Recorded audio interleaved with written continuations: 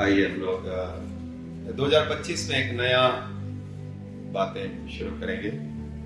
एक स्वस्थ कलीसिया, एक हेल्दी कलीसिया, एक हेल्दी अच्छा हट्टा कट्टा। एक होता है दुबला पतला, शक्ति नहीं ऐसा, एक ऐसा कलीसिया होता है। एक कलीसिया होता है अच्छा हेल्दी कलीसिया। तो एक अच्छा हेल्दी कलीसिया कैसे बन सकता है? ओके, एक स्वस्थ कलीसिया, जो हमारा टाइटल है वो है एक स्वस्थ कलीसिया, एक हेल्दी कलीसिया। जिस व्यक्ति को अच्छे से खाना नहीं मिलता है, दुबला पतला, बिना शक्ति का, ऐसा उसका शरीर हो जाता है। ऐसा ही एक कलीसिया भी होता है। अभी कहीं तो मैं प्रचार करने गया था, तो उस कलीसिया को मैंने देखा, सब लोग आराधना के लिए इकट्ठे हुए, तो आराधना नहीं कर पा। फिर मध्यस्थी प्रार्थना करने की बारी आई, उनके साथ मिलकर मध्यस्थी कर रहे हैं। अच्छे लोग हैं, सच्चे लोग हैं, लेकिन मध्यस्थी भी उनके मुंह से नहीं निकल पा रही है। मैं बोला बीमार है ये कलीसिया, कमजोर है ये कलीसिया, शक्ति नहीं है इस कलीसिया के पास। ये लोग आराधना नहीं कर पा रहे, ये लोग प्रार्थना नहीं कर पा रहे। तो एक स्वस्थ कलीसिया कैसे बन सकता है? कलीसिया लोगों से बनता है, और एक एक व्यक्ति जो हमें वचन बताता है वैसा जिएगा तो पूरा कलीसिया एक अच्छा हेल्दी कलीसिया बन जाएगा। शुरू की कलीसिया आप देखें, जो प्रेरितों के समय में कलीसिया थी, वो कैसी थी? कमजोर थी या अच्छी हेल्दी थी? हाँ, शेर जैसी कलीसिया, जवान सिंह के जैसी, दहाड़ने वाली, चाहे कितनी भी सतावट क्यों ना हो। उन लोगों को सताया, जेल में डाला, स्वर्गदूत उनको बाहर निकालता है और बोलता है जहां से तुमको पकड़ा था उधर ही जाके प्रचार करो। वापस उनको वहीं भेजा और वहीं वापस वो लोग प्रचार करने लगे। वो जो परेशान हो गए, भाई इनका क्या करें, इनको अभी जेल में डाला था, अभी ये वापस उधर ही प्रचार करें। हमारे साथ भी एक बार ऐसा हुआ। हम लोग अंधेरी ईस्ट में प्रचार करने गए, हमारे विरोध में लोग खड़े हो गए। कोई बजरंग दल वाले ने फोन कर दिया, पुलिस की गाड़ी आई, सिस्टर लोग थे, हम थे, हमको लेकर गए गाड़ी में बिठाकर, और जो अंधेरी स्टेशन के पास कलीसिया है, कलीसिया नहीं, पुलिस स्टेशन, उस पुलिस स्टेशन में हम सबको बिठा दिया। अभी मैं सोच रहा हूँ अभी आगे क्या होगा, लेकिन पुलिस वाले ने केस नहीं बनाया। थोड़ी देर के बाद वो बजरंग दल वाले सब बैठे थे पुलिस स्टेशन में। उसके बाद पुलिस बोलता है इन लोगों को जाने दो, तो हम आ गए। फिर अगले हफ्ते में एक बार जाते थे, अगले हफ्ते परमेश्वर बोल रहा है वापस उसी एरिया में जाओ। मैं बोला प्रभु, वापस ये लोग और ज्यादा गुस्से हो जाएगा, और ज्यादा तकलीफ। मैं कांपते बड़ा हिम्मत पकड़ के जा रहा हूँ, चलो जाते हैं, देखते हैं। वापस उस एरिया में घुसा, जैसे ही हम प्रचार कर रहे हो वापस अंकल देख ले, तू वापस आ गया, मुझे बोल रहा है। मैं बोला पकड़ लिया वापस इन लोगों ने। फिर हम लोगों को एरिया से भगा दिया, तो फिर हम रोड पे जाके प्रचार करने लग गए।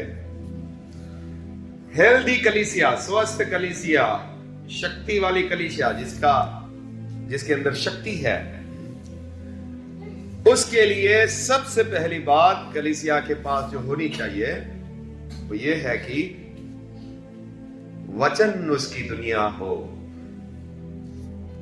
परमेश्वर का वचन उसकी दुनिया हो।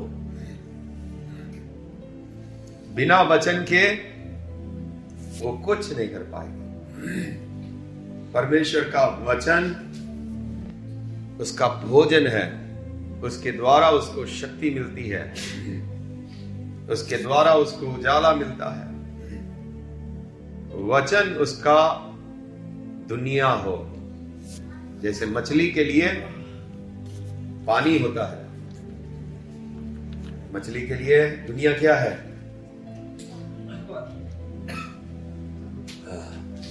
उकाब के लिए दुनिया है आसमान। इसी प्रकार कलीसिया के लिए दुनिया क्या होनी चाहिए? पवित्र शास्त्र। ये मेरी दुनिया है, ये मेरी दुनिया है। तो सबसे पहली बात, मेरे अंदर शक्ति आ सकती है, मेरा स्वास्थ्य अच्छा हो सकता है।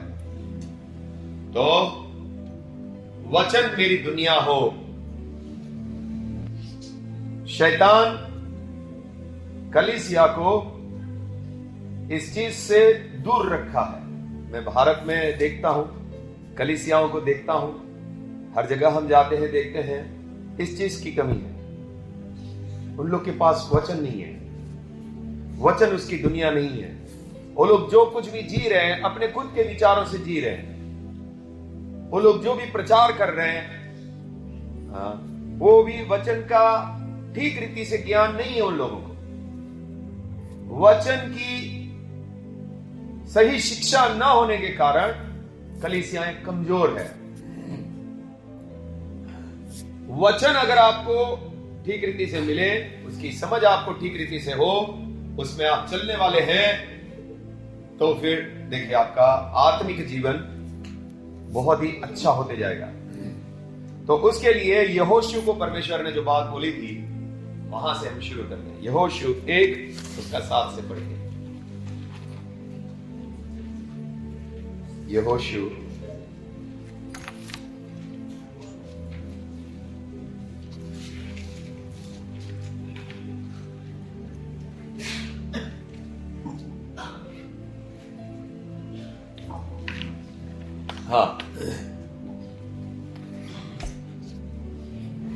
इतना हो कि तो यहाँ पास कर और बहुत दृढ़ होकर जो व्यवस्था मेरे दास मूसा ने तुझे दी है। क्या क्या व्यवस्था?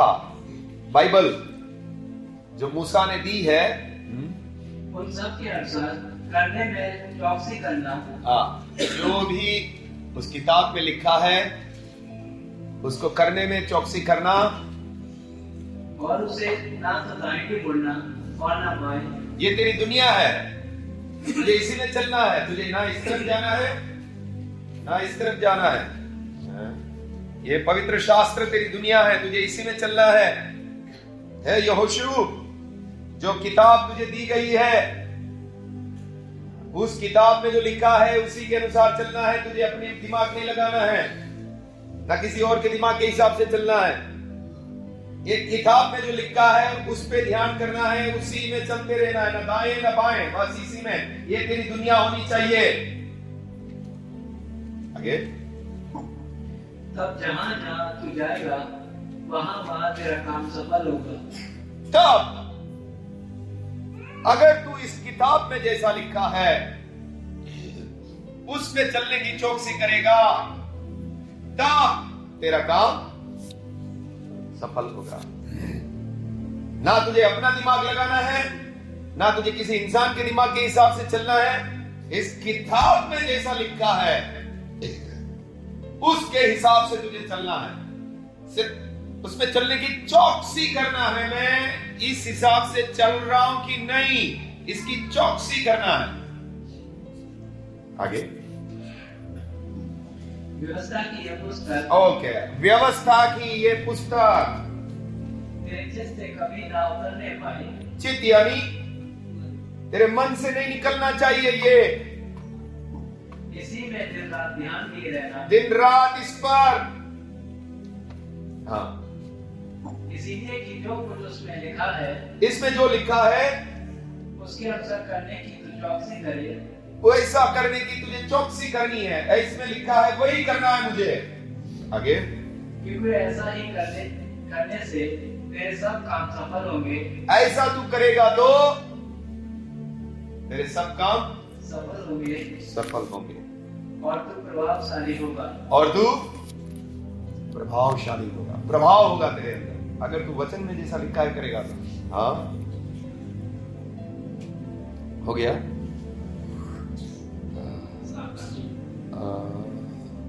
बस ओके ठीक है। हमारा मुख्य बात एक स्वस्थ कलीसिया, हेल्दी, अच्छा, तगड़ा, उसके लिए आपका दुनिया क्या होना चाहिए? वचन, ये किताब। ओके, पहली बात, वापस पढ़िए 8वां वचन। व्यवस्था की यह पुस्तक तेरे जिद से कभी ना उतरने पाई। ये पुस्तक देखिए, इसको आप पढ़ने के द्वारा, अभी कितने लोग बोलते हैं हमको पढ़ने नहीं आता है, तो आप सुनने के द्वारा कैसे भी करके बातें मन में आना है। प्रभु का वचन किधर आना है?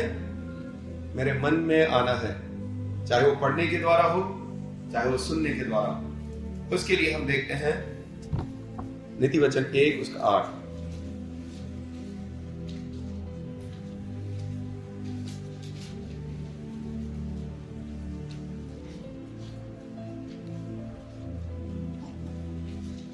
हे मेरे पुत्र, अपने पिता की शिक्षा पर कान लगा। उसके लिए आपको क्या करना पड़ेगा? कान लगा। लॉटरी का नंबर निकलने वाला है, क्या नंबर आया? कैसा कान लगाएगा? एकदम ध्यान से। परीक्षा में मैं पास हुआ कि नहीं हुआ, कोई बोल रहा है कितना मार्क्स आया बता जरा, तो कैसे कान लगाएगा? कहीं से पैसा आने वाला है दूर देश से, ऐसे लगाएगा कान आया कि नहीं आया। ऐसा तुमको कान किधर लगाना है? किधर लगाना है हिंदू बहन? वचन के समय हमारा कान, हम लोग कहीं और ही पड़े हुए, अमेरिका में जाके बैठते हैं, वचन जब पढ़ा है सुनाया जाता है, ऐसा उत्साह के साथ हमारा मन तैयार नहीं होता, हमारा कान खुला नहीं रहता। अगर आपको वचन चाहिए तो आपको कान लगाना पड़ेगा बहुत बेताबी के साथ। मुझे सुनना है, मुझे समझना है। अभी नींद आता है बहुत सारे लोगों को, कान कहां से लगेगा? कहां से आपका दुनिया वचन बनेगा? पूजा सो रही है अभी।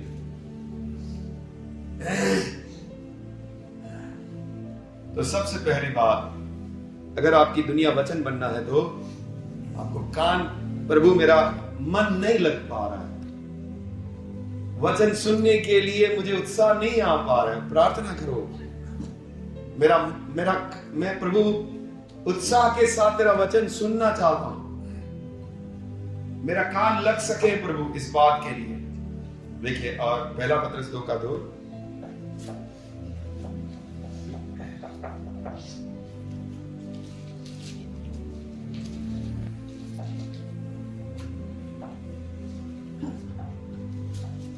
नए जन्मे हुए बच्चों के समान निर्बल आत्मिक दूध की लालसा करो। क्या करो? निर्बल आत्मिक दूध की लालसा करो। क्या करो? लालसा। लालसा करो। ये आत्मिक दूध है, हमारा खाना है। लालसा करो, इच्छा करो। जैसा चिकन तंदूरी खाने की इच्छा आता है, बिरयानी खाने की इच्छा आता है, इसी प्रकार आपको इच्छा हो, मुझे वचन चाहिए, आत्मिक दूध चाहिए। शरीर का जैसे खाना के लिए लालसा करते हैं, ऐसे वचन सुनने की लालसा करो। वचन मुझे सीखना है, लालसा करो। किसी किसी को लालसा नहीं होता, इसलिए नींद आता है। उसके लिए आपको प्रार्थना करना होगा, प्रभु मेरा मन को तो तैयार कर, मुझे इसकी भूख लगे, मुझे वचन मेरी दुनिया बनना चाहिए, मुझे कान लगाना है प्रभु, मुझे इसकी लालसा करना है प्रभु।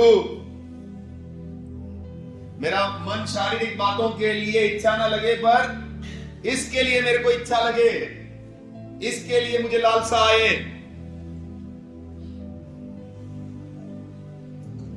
लेकिन बड़ी दुख की बात है, शरीर जीत जाता है हम लोगों के ऊपर। दारू पीने की तो लालसा आ जाती है, लेकिन परमेश्वर का वचन पीने की लालसा नहीं आ पाती। चिलम पीने की तो बड़ी इच्छा हो जाती है, लेकिन इधर से वचन सीखने की इच्छा नहीं हो पाती। वो इच्छा नहीं आ पाती। प्रार्थना करना होगा, प्रभु मुझे दूध की जरूरत है, इससे ही मेरी बढ़ोतरी होगी। वापस पढ़िए वो 2 पद। नए जन्मे हुए बच्चों के समान। नया बच्चा जन्मा है, वो क्या चाहता है? उसको एक ही चीज चाहिए। पूरी दुनिया उसको सोना दिखाओ, चांदी दिखाओ, उसको और कुछ नहीं चाहिए। नया जन्मा बच्चे को क्या चाहिए? उसको एक ही चीज चाहिए। वो उसको और कोई चीज पे मनी नहीं है। वो इसीलिए रोता है। मां समझ जाती है, ये बच्चे को, पागल औरत भी समझ जाती है, इसको दूध ही चाहिए। नया जन्मे बच्चे की तरह एक ही चीज की लालसा करता है बच्चा। इसी प्रकार तुम भी इसी की लालसा करो। अब वापस पढ़िए। नए जन्मे हुए बच्चों के समान। हाँ, निर्मल आत्मिक दूध की लालसा करो। निर्मल आत्मिक दूध, ये निर्मल यानी शुद्ध, ये शुद्ध वचन, इसकी लालसा करो। आगे, ताकि इसके द्वारा, इस ज्ञान के द्वारा, इस शास्त्र के ज्ञान के द्वारा उद्धार पाने के लिए बढ़ते जाओ। उसके द्वारा क्या होगा तुम्हारा? उद्धार। उसके द्वारा क्या होगा तुम्हारा? बढ़ते जाओगे। उसके द्वारा तुम मजबूत होते जाओगे। उसके द्वारा तुम और ज्यादा आत्मिक बनते जाओगे। इसी के द्वारा। आप कितना बड़ा हुआ है, आपने कितना वचन खाया है, आपका जीवन बताएगा। बढ़ते जाओ। इसी से बढ़ सकते हैं हम, इस वचनों से ही बढ़ सकते हैं। उसके लिए कान लगाना, उसके लिए इच्छा करना, इसके लिए लालसा करना। मुझे वचन में बढ़ना है। स्वाभाविक रूप से हमको लालसा आती है शारीरिक बातों के लिए, अच्छा खाना खाने के लिए, गाड़ी लेने की, घर लेने की, पैसा ज्यादा हो उसकी, ये सब चीज की इच्छाएं आती है। लेकिन आपको बुद्धि से समझना होगा, मुझे इसकी लालसा की जरूरत है, मुझे ये चाहिए, मुझे आत्मिक दूध चाहिए। मेरा आत्मिक जीवन में बढ़ने के लिए आत्मिक दूध चाहिए, परमेश्वर का वचन चाहिए, परमेश्वर का ज्ञान चाहिए। और जब ये आत्मिक दूध आपको दिया जाता है, उसके बाद याकूब पढ़ेंगे,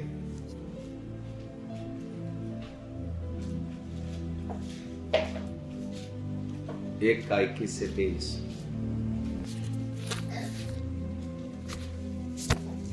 ये याकूब 1:21 से 23।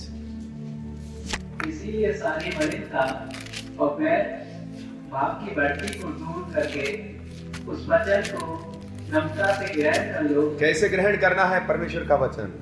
नम्रता से ग्रहण कर लो, जो हृदय में बोया गया। हाँ, परमेश्वर के वचन कैसे ग्रहण करना, कैसे लेना? नम्रता के साथ, कठोर मन के साथ नहीं, नम्रता के साथ। परमेश्वर मेरे से बात कर रहा है, मुझे ये वचन ऐसे लागू करने की जरूरत है, मेरे अंदर ये कमी है। अपने आप को सच्चाई देखते हुए, हाँ मैं ये वचन मेरे ऊपर लागू होता है, मैं पापी हूं, ये वचन मेरे से बात कर रहा है, मुझे बदलने की जरूरत है। कि किसी को वचन आता है, मुझे बोला, ये नम्रता से ग्रहण करना नहीं। हमको ताना मारा, उसको लग रहा है मैं ताना मार रहा हूं, ये नम्रता से ग्रहण करना नहीं है। अगर सच में ताना भी मारा है तो भी आपको तो ग्रहण तो ऐसा ही करना चाहिए, हाँ मेरी गलती है।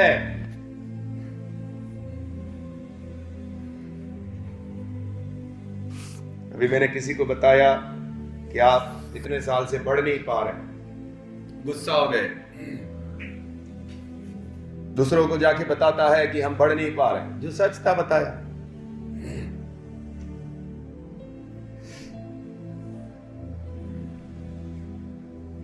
नम्रता से वचन को ग्रहण करना। दाऊद राजा बोलता है, धर्मी मुझे मारे धर्मी मुझे मारे ये मेरे लिए अच्छा होगा, एक धर्मी व्यक्ति आकर मुझे अपने शब्द के द्वारा दुखी करे। ईश्वर तुझे ऐसा नहीं करना चाहिए, ऐसा आकर मुझे दुखी करे। नम्रता से ग्रहण करना। लेकिन मैंने देखा है कोई ब्रदर या कोई सिस्टर अपने कलीसिया में जाकर किसी को कुछ बोलते हैं, उसको तो भाई तकलीफ कर देते हैं। नम्रता से ग्रहण नहीं कर रहे वचन। आप नम्रता से चलने वाले व्यक्ति नहीं है। अगर सच में वो गलती है तो आपको, हाँ ये मेरे अंदर गलती है, उसने आकर मुझे बताया, आपको उसका धन्यवाद करना चाहिए। सिस्टर आप नहीं बताते तो मुझे मालूम ना पड़ता, ब्रदर आप नहीं बताते मुझे मालूम ना पड़ता, अब मैं इसके ऊपर ध्यान दूंगा। तूने बोला ही क्यों, तूने ऐसा बोला ही क्यों? ये नम्रता है। नम्रता से ग्रहण करना। परमेश्वर को नम्र लोग पसंद है, बलवा करने वाले परमेश्वर को पसंद नहीं है। बलवा करने वाले परमेश्वर को पसंद नहीं है। वचन आपके विरुद्ध आता है, आपको उसको ग्रहण करना चाहिए। हाँ ये वचन मेरे से बात कर रहा है, मैं गलत हूं। ये दुनिया क्यों मालूम है परमेश्वर के पास नहीं आती? क्योंकि परमेश्वर उसका विरोध करता है। ये गलत है, तो जो कर रहा है ना ये गलत है। इतनी दुनिया पूरी क्यों मूर्ति पूजा में जा रही है? दुनिया का सबसे बड़ा स्वभाव, सबसे बड़ी गलती, मुझे कुछ बोलना नहीं, मेरे को उंगली उठाना नहीं। मान लो ये भगवान है जिसको वो मान रहे, भगवान भगवान भगवान। अचानक एक दिन आकर भगवान बोला, हे व्यभिचारी, मुझे व्यभिचारी बोला, हटा, दूसरा लेके आएंगे, ये वाला नहीं चलेगा, मेरे ऊपर उंगली क्यों उठाया? तेरे से अच्छा लेके आऊंगा, तू चांदी का था मैं सोने का लेके आऊंगा। बोलना कुछ नहीं। क्यों पत्थर की मूर्तों की क्यों पूजा कर रहे हो? बोलना नहीं चाहिए, मेरे ऊपर उंगली नहीं उठाना चाहिए। मैं जैसा जीवन जीता हूं मुझे जीने दो, क्योंकि वो बोलता नहीं। लेकिन ये जीवता ईश्वर आपके विरुद्ध खड़ा होगा, ये तू पाप कर रहा है, ये गलत है। और आपको अगर सच्ची कलीसिया में जुड़ना है और सच में उसमें बढ़ना है तो आपको नम्रता से वचन को ग्रहण करना होगा। अगर आप वचन नम्रता से ग्रहण नहीं कर रहे, आप हमेशा परेशान रहोगे। मुझे इसने ऐसा बोला, मुझे इसने ऐसा बोला, मुझे ये किया वो किया। आपको सच बोलता हूं, मैं अगर चुप रहता ना, अपनी कलीसिया बहुत बड़ी होती। मेरे बोलने के कारण ही कितने लोग छोड़कर चले गए, क्योंकि मैं बोलता हूं, और ये जिंदगी भर रहेगा। अभी पता नहीं इसमें से और कितने जाने वाले हैं। मैं तो बोलूंगा, मैं आपके पाप के विरुद्ध खड़ा होऊंगा, मुझे किसी से कोई परवाह नहीं। आप नम्रता से ग्रहण करें या विरुद्ध खड़े हो जाएं, बलवा करें, मुझे कोई फर्क नहीं पड़ता। आपको मालूम है पुराने नियम में राजा बन जाते थे तो घमंड आ जाता था, स्वाभाविक बात है। अब सिंहासन है, ऐसे बैठते हैं, पूरी प्रजा उसके सामने है, सेना है लड़ाई करने के लिए, उसको सिर्फ आज्ञा देनी है। स्वाभाविक बात है, साहिल हो या चाहे कोई भी हो, घमंड आएगा ही आएगा। कोई बहुत कम जो दिन रात प्रार्थना करता है दाऊद जैसा, वही बच पाएगा। मैंने इस बात को स्टडी किया कि बहुत मुश्किल है इसमें नम्र रहना। राजा बनने के बाद नम्र रहना बहुत मुश्किल है। तो मैंने देखा, राजा जब गलत करता था, परमेश्वर नबी को भेजता था, जाओ उस राजा को जाके बोल दो तू गलत कर रहा है। और आपको मालूम है, आप चाहिए तो मैं कभी उस बारे में बात करेंगे। लगभग जब भी पुराने नियम के नबी भी तो ऐसे ड्रामा के हिसाब से आता है, यहोवा यूं कहता है, हाँ? सीधा सुन नबी, तेरे विरुद्ध वचन निकला है, तो पूरा इस प्रकार से आता था, है? और हर बार राजा क्या करता था मालूम है? पकड़ो इसको, पकड़। सेना है, उसके पास अधिकार है भाई, पकड़ इसको, जेल में डाल, काट में ठोका। आपको मालूम है यशाया को आरे से चीरा था, मकड़ा चीरते ना, यशाया नबी जो 66 किताब लिखी है, 66 है मुझे लगता है, हाँ, आरे से चीरा उसको, यशाया नबी को। जकरिया को मंदिर के अंदर हत्या की। ये सब नबी क्यों मार रहे? हमारे विरुद्ध काहे को बोला तू? विश्वासी लोग है ये लोग, विश्वासी है। राजा लोग कौन है? यहोवा को मानने वाले विश्वासी लोग हैं।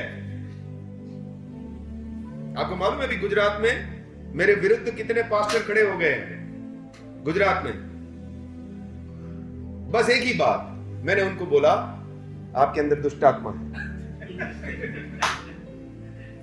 आप जो चमत्कार कर रहे हैं ये परमेश्वर का आत्मा नहीं है। मैं उस प्यार से गया था उनके अंदर, और ये दुष्ट आत्मा मेरे अंदर भी था। मैं आपको बुरा लगाने के लिए ऐसा नहीं बोल रहा हूं, ये सच बोल रहा हूं। आप जिस आत्मा से ये कर रहे हो वो दुष्ट आत्मा है। मुझे दुष्ट आत्मा पूरा खोल गए वो लोग, अभी विरुद्ध हो गए। पता नहीं वो लोग क्या करने वाले मेरे विरुद्ध। मुझे भी लगता है आरे से चीरेंगे, बोला लेके आओ।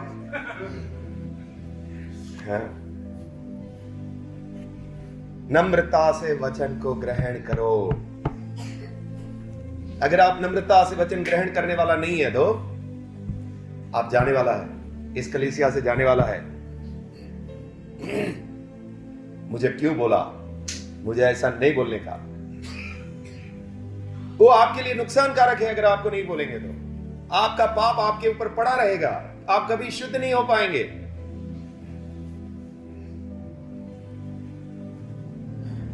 वचन को नम्रता से ग्रहण करने वाला बनना है।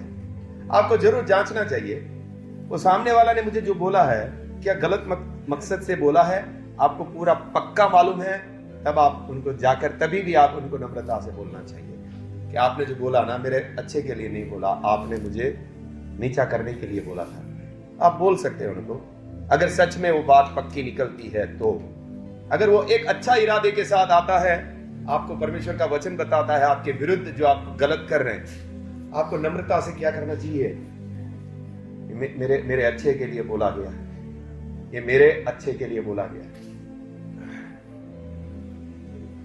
और कितना हंगामा हुआ है मालूम है? परमेश्वर ने ये दुनिया बनाई है, परमेश्वर को भी कितना नुकसान उठाना पड़ा, इस्राएल में कितना हंगामा। अगर परमेश्वर सब कुछ ऐसे ही अच्छा रहने देता, यीशु मसीह भी कुछ ना बोलता फरीसियों और सदुकियों के विरुद्ध में, सब लोग इसको मसीहा ग्रहण कर लेते यीशु मसीह को। अगर यीशु मसीह उनके विरुद्ध बात ना करता, सब लोग यीशु को क्या ग्रहण करते? राजा बना देते, मसीहा ग्रहण कर लेते। यीशु को क्रूस पर चढ़ाने का, पूरा इस्राएल यीशु के विरुद्ध होने का एक ही कारण है, क्या? उसने उसके पाप बताए, तुम लोग ये गलत करते हो। उन लोगों ने नम्रता से वचन ग्रहण नहीं किया, बलवा कर दिया। उनके हाथ में अधिकार था, उनके हाथ में अधिकार था। नम्रता से वचन ग्रहण करना होगा। आपको उसके लिए अपना मन तैयार करना होगा। मनुष्य का मन स्वाभाविक रूप से बलवा करने वाला मन है। आप अपना मन को तैयार नहीं करेंगे, आप जरूर बलवा करेंगे, जरूर बलवा करेंगे। और इसी से आपका आत्मिक जीवन का लेवल मालूम पड़ गया। अच्छा, ये भाई का पानी यहां तक ही है भाई, हाँ, अभी तक पानी बढ़ा नहीं है, इसको अभी तक समझ नहीं आया मसीह जीवन क्या है।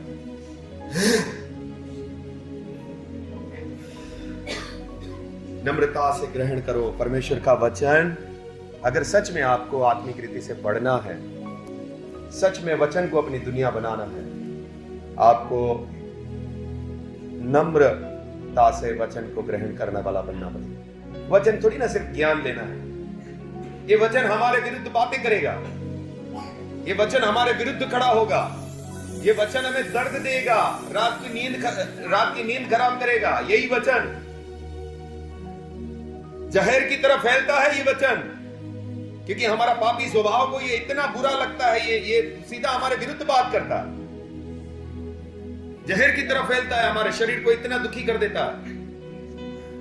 लेकिन अगर आप ग्रहण करने वाले हैं, नम्रता से, चाहे कितना दुखी होना पड़े। प्रभु ये जो बोला जा रहा है वो सच्चाई है, ये सच्चाई है, मैं ऐसा हूं, तब इसके द्वारा आप बढ़ सकते हैं। आपका कैंसर हट सकता है, आपके अंदर के पाप हट सकते हैं जब आप वचन को नम्रता से ग्रहण करें। उसके बाद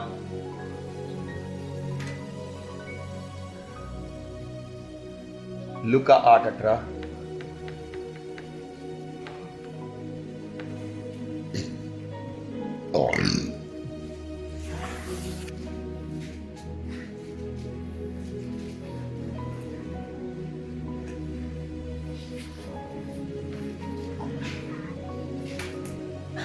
इसलिए चौकस रहो कि तुम किस रीति से सुनते हो।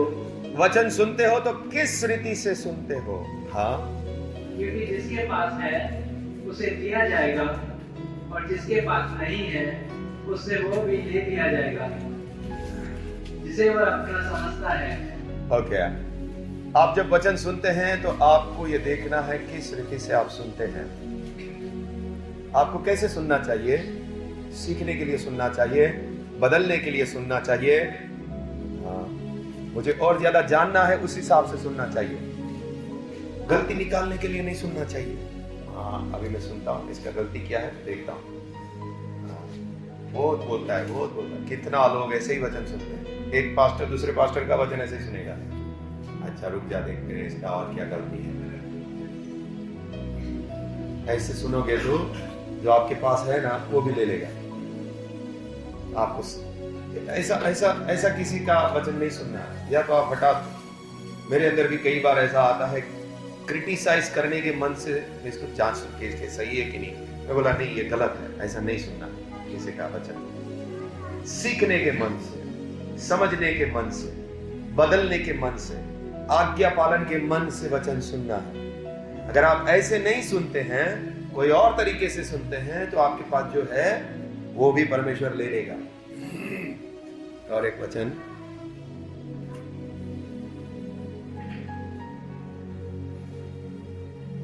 मत्ती 25:29,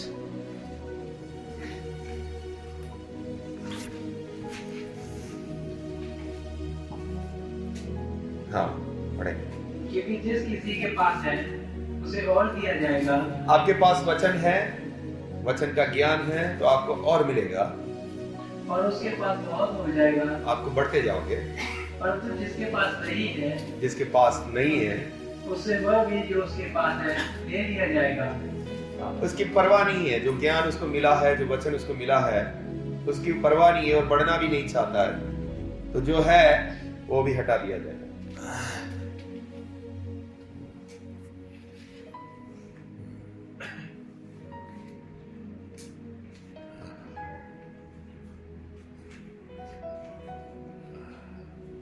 देखिए यशायाह 30:9,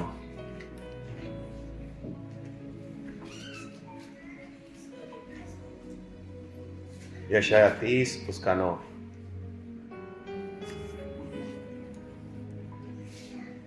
क्योंकि वे बलवा करने वाले लोग और झूठ बोलने वाले लड़के हैं जो यहोवा की शिक्षा को सुनना नहीं चाहते। बहुत सारे लोग कलीसिया में तो है लेकिन शिक्षा सुनना नहीं चाहते। वो बलवा करने वाले लोग हैं, झूठ बोलने वाले लोग हैं। वो शिक्षा को ग्रहण करना नहीं चाहते, शिक्षा को सुनना नहीं चाहते। उसमें हम लोग ना हो। हम शिक्षा को ग्रहण करने वाले हो, हम अपना कान लगाने वाले हो, हम उसकी लालसा करने वाले हो, हम नम्रता से जब भी जो भी मेरे विरुद्ध भी बोला जाए हम उसको ग्रहण करने वाले हो, हम आज्ञाकारी मन से सुनने वाले हो।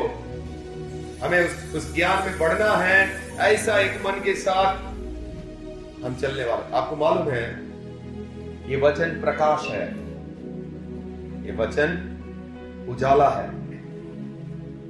आपके पास है और आप इसमें बढ़ना नहीं चाहते हैं, आप और ज्यादा आगे बढ़ना नहीं चाहते हैं, आप ऐसे के ऐसे ही रहते हैं। आपके पास जो है वो भी निकाल लेगा। थोड़ा बहुत उजाला आया है वो भी हट जाएगा। और फिर आपके पास उजाला बिल्कुल नहीं रहेगा। और आपके पास बिल्कुल उजाला नहीं है तो क्या होगा? हाँ, अंधकार में डाल दिए जाएंगे। उसको हम आगे देखेंगे। आपको उजाले में बढ़ना है, और ज्यादा उजाला मुझे मिले, और ज्यादा मुझे ज्ञान मिले, और मुझे आज्ञाकारी मन से परमेश्वर का वचन ग्रहण करना है। ओके, हमने एक नया सीरीज शुरू किया है। उसका टाइटल है स्वस्थ कलीसिया, हेल्दी कलीसिया। हेल्दी कलीसिया बनना है तो हमारी दुनिया वचन होना चाहिए। यहोशू को बोला गया, ना तुझे दाहिने मुड़ना है ना बाएं। ये पुस्तक में जो लिखा है उसके ऊपर तुझे मन लगाना है, रात दिन मनन करना है, और उसमें जैसा लिखा है तुझे चलने की चौकसी करना है। और अगर इसमें ये हमारी दुनिया बनना है तो हमें इस वचन के लिए कान लगाना है। कान लगाने वाला, उसकी लालसा करने वाला, जैसा एक बच्चा दूध की लालसा करता है। मुझे प्रभु का वचन का ज्ञान चाहिए, मुझे समझना है, उसकी एक लालसा आपके अंदर हो। और अगर आप ध्यान से जैसे सुनना चाहिए वैसे सुनेंगे, आज्ञाकारी मन से सुनेंगे, तब आप बढ़ते जाएंगे। लेकिन अगर आप ऐसे नहीं सुनते हैं, आप परवाह नहीं करते हैं, आपका वचन जो है वो भी निकाल दिया जाएगा। तो प्रभु आप सबको इस वचन में बढ़ाएं, आप दिन रात उसके ऊपर मनन कर सकें, सुन सकें, पढ़ सकें, सीख सकें, ताकि ये वचन आपकी दुनिया बने और आप बढ़ते जाएं, मजबूत होते जाएं 2025 में। प्रभु आपको आशीष दे। प्रार्थना करेंगे। कौन है? एलिजाबेथ सिस्टर प्रार्थना।